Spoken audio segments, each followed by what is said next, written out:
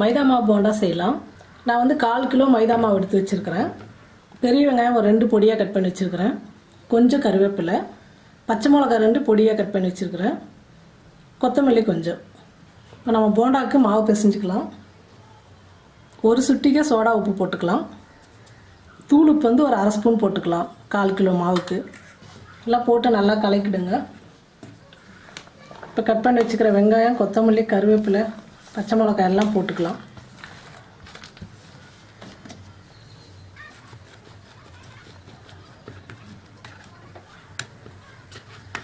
எல்லாம் ஒன்றா சேர்த்து மிக்ஸ் பண்ணிவிடுங்க. நம்ம வந்து போண்டாக்கு எண்ணெய் காய வச்சுருக்குறோம் ஸ்டவ்வில். அது ஒரு சின்ன கரண்டி எடுத்து மாவில் ஊற்றிக்கலாம். போண்டா வந்து நல்லா மொறுமொறுன்னு சாப்பிட்றதுக்கு நல்லாயிருக்கும். அதனால் வந்து காய வச்ச எண்ணெய் கொஞ்சமாக ஊற்றிக்குங்க. கொஞ்சம் கொஞ்சமாக தண்ணி விட்டு நம்ம போண்டா பக்குவத்துக்கு மாவு நல்லா பிசைஞ்சிக்கலாம்.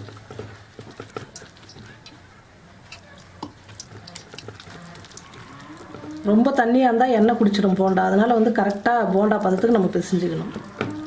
பாருங்கள், நான் மாவு வந்து நல்லா பிசைஞ்சிட்ட போண்டா பக்குவத்துக்கு. இப்படி எடுக்கும் போது இந்த மாதிரி நம்ம உருண்டை பண்ணுறதுக்கு நல்லா வரணும் போண்டாவுக்கு. இப்போ நல்லா வந்துடுச்சு. எண்ணெய் சூடு ஏறிடுச்சு. இப்போ நம்ம போண்டா வந்து போட்டுக்கலாம். இப்போ நம்ம எடுத்து சின்ன சின்னதாக உருண்டை பண்ணி எண்ணெயில் போட்டுக்கலாம்.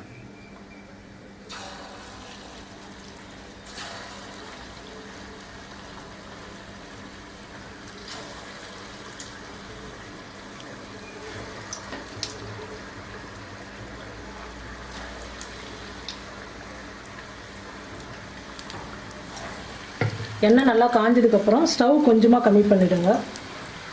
திருப்பி விட்டுட்டே இருங்க. 2 பக்கமும் நல்லா வெந்து வரணும், நல்லா கலராக. நம்ம வந்து கடல மாவுலலாம் அதிகமாக போண்டா செய்வாங்க. மைதா மாவில் நிறைய பேர் செய்யவே மாட்டாங்க, தெரியாது.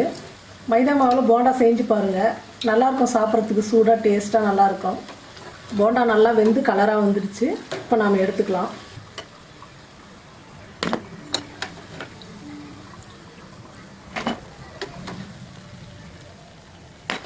மைதா மாவு போண்டா ரெடி ஆகிடுச்சு.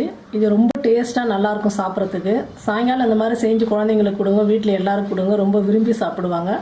செஞ்சு பார்த்துட்டு கமெண்டில் சொல்லுங்கள், ஷேர் பண்ணுங்கள். நன்றி.